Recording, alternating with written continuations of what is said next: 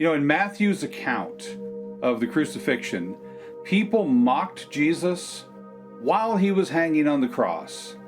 And they were saying, if you are the Son of God, if you're the Son of God, then why don't you just come down from the cross? God could do that, right? People still say that.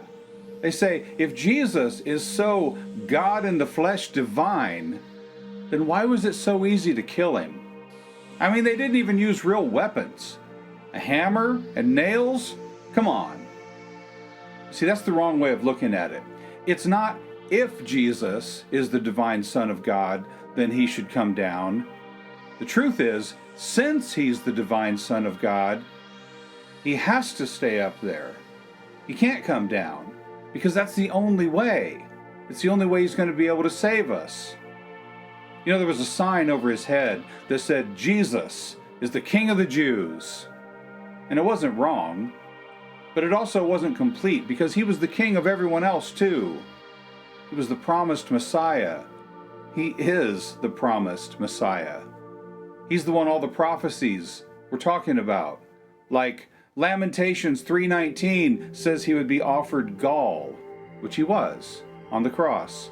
Isaiah 53:12 says he would be numbered with the transgressors, which he was, crucified between two thieves.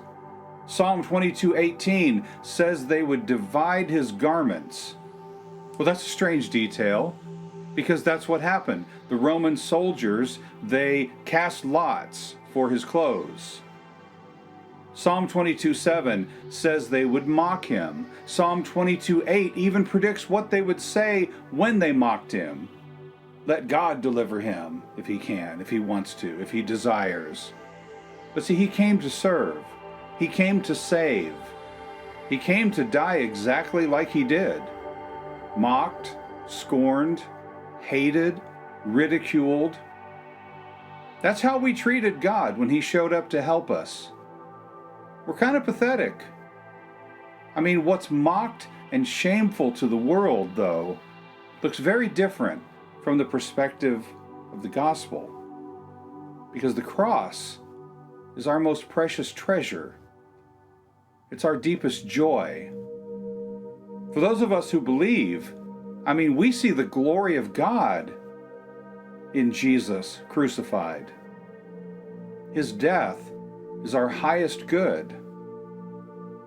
It was horrible, but it brought the possibility of our redemption, our life, and our salvation. So with all those things in mind, listen to Matthew 27:32 through 44. Listen to this. As they went out, they found a man of Cyrene, Simon by name. They compelled this man to carry his cross.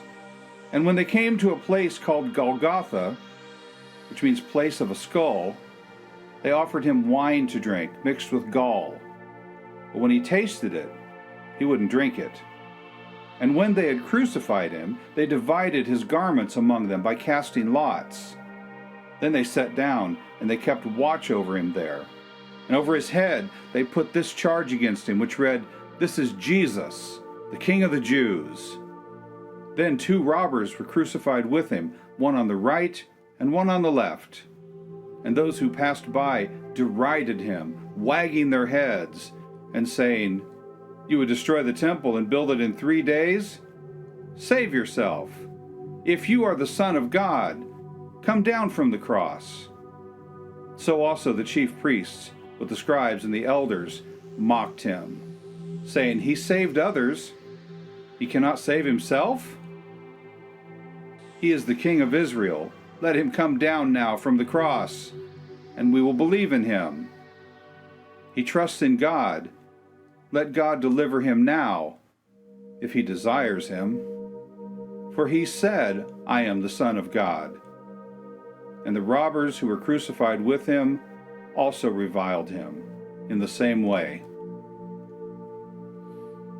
We give thanks that the Lord has become our Lord Jesus, our salvation. In his life and in his death and eventual resurrection, he did all those things for our sake.